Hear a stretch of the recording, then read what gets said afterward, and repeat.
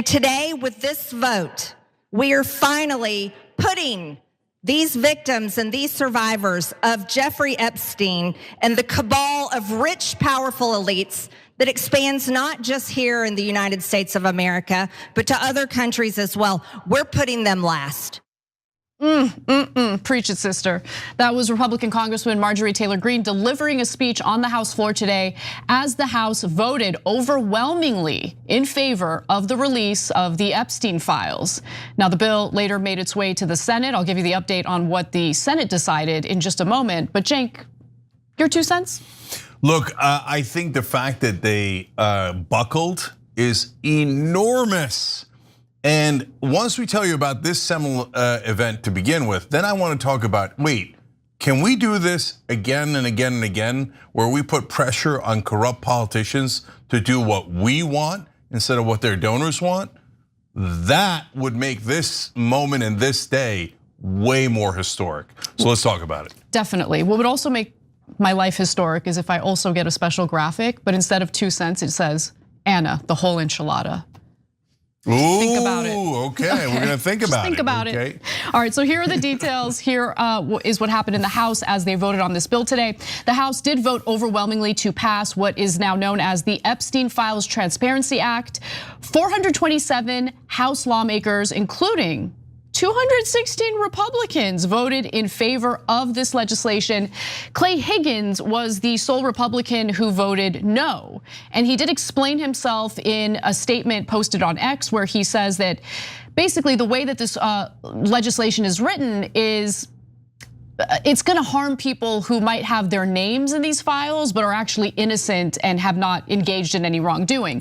He says it abandons 250 years of criminal justice procedure in America. As written, this bill reveals and injures thousands of innocent people, witnesses, people who provided alibis, family members, etc.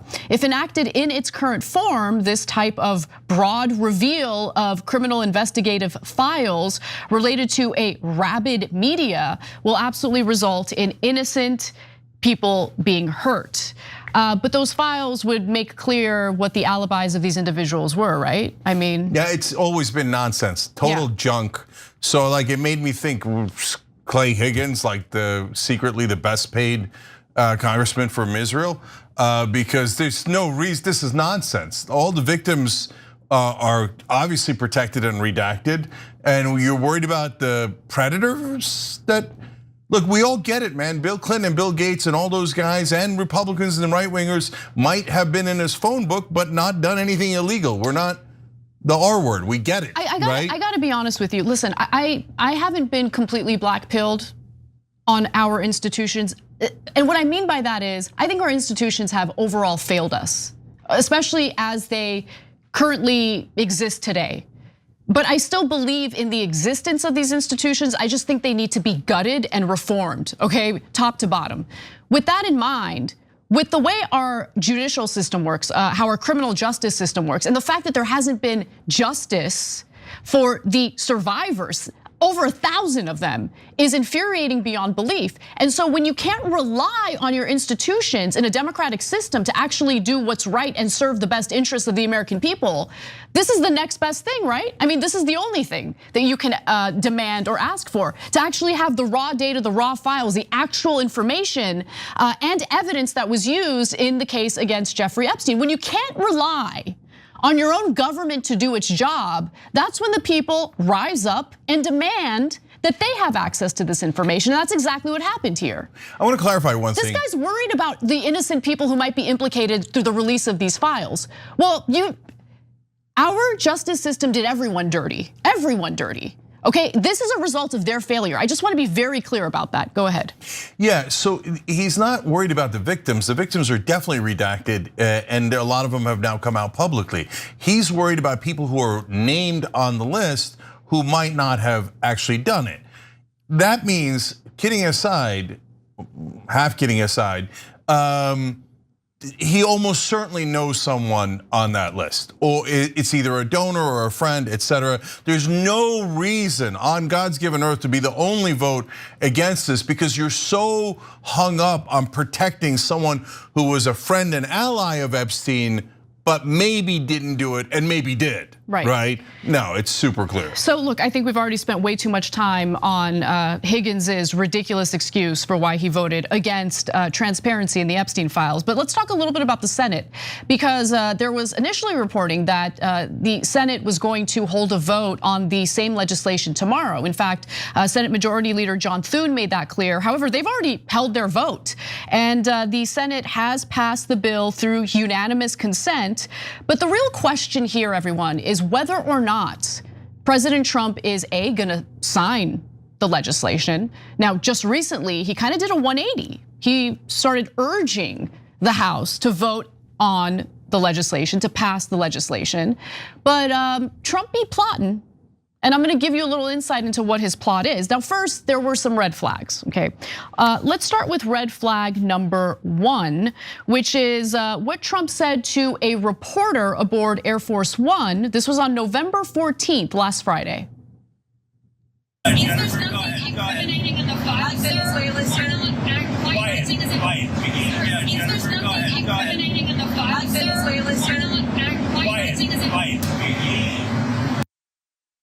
He called a Bloomberg reporter who asked about the possible release of the Epstein files piggy, as if he is blind and unable to ever look in the mirror and see the grotesque image reflected.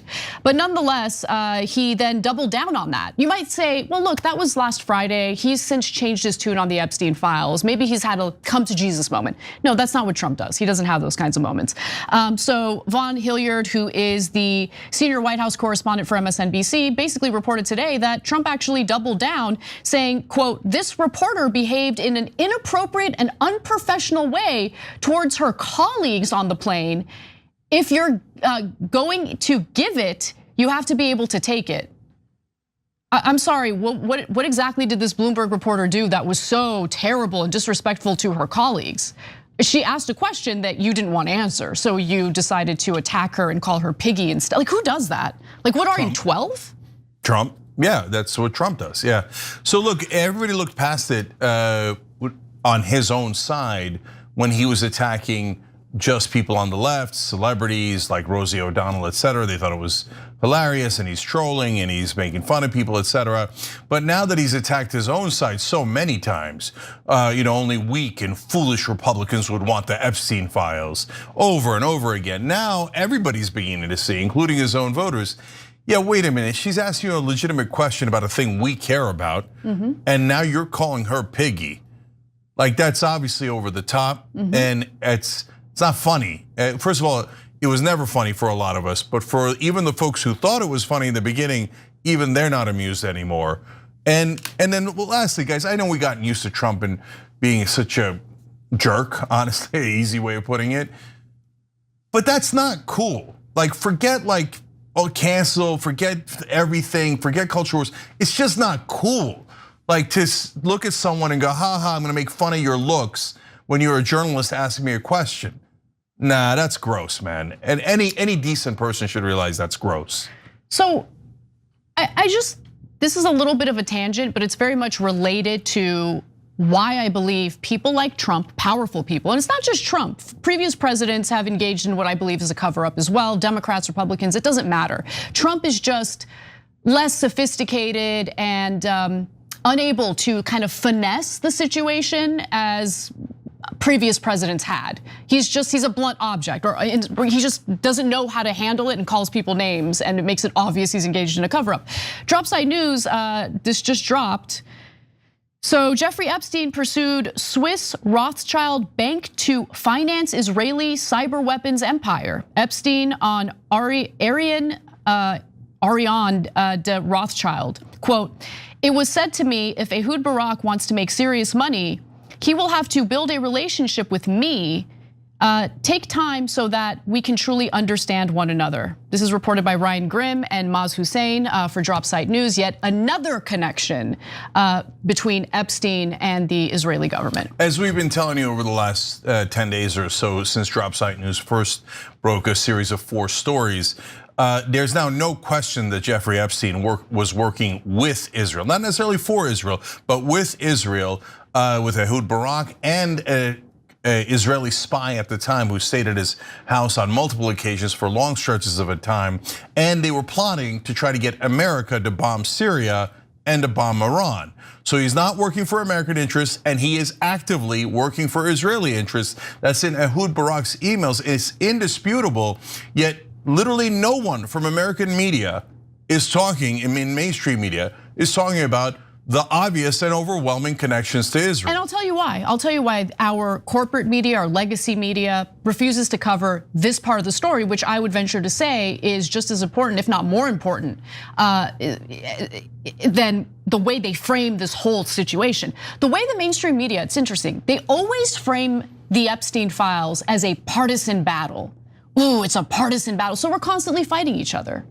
Now, keep in mind, the Epstein files have already implicated powerful people on the left and the right. Okay, Larry Summers essentially getting advice from Epstein on how to handle the young woman from Harvard that he was having an affair with. He on quote, how to get horizontal with the person he was mentoring. Okay. Disgusting, especially because in those emails, Summers made very clear that it's obvious that she's not really into him, but wants to have this connection with him because he's powerful and knows that she can basically, further her future by having this relationship with him. And him and Epstein talk about make sure you don't give her any of those contacts and help until she has sex with you. So that's the Democrats. We showed you Stacey Plaskett the other day taking a text from Epstein, asking the questions Epstein has directed her to ask. So yes, there's Democrats who are terribly guilty. Yes, there are potentially Republicans who are terribly guilty. And so the press keeps going down. Remember, if you release it, you're both gonna get hurt. Like, who are you working for? What is this absurdity? And it's even worse than that. The way they cover this story, I feel, intentionally pits American voters against one another, rather than focusing on how this is basically a conspiracy involving the most powerful people, not just in this country, but in the world. Okay, victimizing our children, victimizing minors. Like, that's what this story is about. So like, to me, I'm sorry, if you are still very much operating with the mindset of everything is partisan, that's all we care about, we have to protect our tribe, I'm sorry. I'm sure the way we cover this story upsets you. I don't care about partisanship right now, at all. I see a much bigger threat to this country, our democracy, our freedom, our sovereignty, than, is it the Democrats who are worse or the Republicans who are worse? There's garbage on both sides, we need to get them out. Okay, two quick things about that. So in the stories that Drop Site News broke, Epstein arranges a meeting with Vladimir Putin and Ehud Barak. Ehud Barak, the former prime minister of Israel, could not arrange that meeting on his own. He needed Epstein to arrange it. On that fact alone, that shows you that Epstein was one of the most powerful people on earth. That's not a relevant story? It's crazy. Not a single mainstream media outlet has covered that? No, that's why what Tom Massey, Marjorie Taylor Greene, and Ro Khanna did in pushing this forward was absolutely heroic. If there's ever any truth or justice in our history books, they will mark those three as absolute American heroes for defying all of Washington, all of their colleagues, and all of the media. Because all of them, and why are all of his colleagues and all their colleagues and the media, why were they all covering up for a pedophile? How does that make any sense at all? One of the worst criminals in American history, why are they all covering for him? Come on, guys, we all know the answer. We already know it, the stories have already been broken. It's because Epstein was working with Israel, and Washington, D.C. is 100% occupied by Israel, but the American people broke their luck today. Yes. It was amazing. You put so much pressure on them that all those people were constantly playing shell games, to Anna's point. Oh, we're not in charge? Okay, we want the files. Oh, we're in charge? We don't want the files, right? And all of a sudden, you guys put a stop to that. I know. And by the way, tremendous credit to the Trump voters who put pressure on their own representatives and broke them. Great job. And before we get to how Trump is gonna handle this moving forward, because that's the most important part of the story to focus on moving forward, I do want you to hear from Annie Farmer, because this morning, prior to the House holding its vote on this legislation, the survivors, along with Representatives Ro Khanna, Marjorie Taylor Greene, and Thomas Massie held a press conference. And what you're about to hear from Annie Farmer is exactly right. This is not about partisanship, especially when you consider how this has been an issue throughout several administrations. In 1996, when my sister Maria bravely blew the whistle on this group by reporting to the FBI what Epstein and Maxwell did to both of us, they hung up on the phone on her, and there was no follow-up of any kind. Bill Clinton was president. In 2006, the FBI came to us, finally interviewed us, and asked us both to be witnesses against Epstein. We were very anxious, but we agreed. And then we didn't hear back from them due to their infamous sweetheart deal. George W. Bush was president. In 2015, when the DOJ was sent FOIA requests for Maria's FBI files, and they were denied, as they have been many times, Barack Obama was president. In 2019, when Epstein died in prison due to either negligence or foul play, Donald Trump was president. In 2023, Maria's attorneys sent a letter on her behalf to the government requesting an investigation into the repeated law enforcement failures in this case, similar to what was done in the case of Larry Nassar. They declined to do so. Consequently, my sister filed notice that she would be suing the government for failing to uphold its legal, ethical, and moral duties in this case. Joe Biden was president. I thought that part of her speech was so powerful because it really does show you that, again, this issue stretched across, the cover-up stretched across several administrations, both Democrat and Republican. And so, again, I just urge anyone watching this who's still operating based on partisan politics to reconsider whether it makes sense to just take at face value the framing that we've been getting from corporate and legacy media on this issue. For this issue alone, if that's all it takes, try to put that aside and think about how this is much bigger than partisan bickering. Yeah, so a lot of people on the Democratic side are now making the case, well, look, there was an open case, Ghislaine Maxwell, when Biden was president. That's why Biden couldn't release the files. If there's an open case, you can't release the files. That is technically true. But let me ask all those people, where are all the prosecutions? If Obama, Biden, and all the Democrats were just angels, but oh God, golly gee, there's just this one open case, so there's nothing they could do. Well, what was stopping them from prosecuting all the other predators?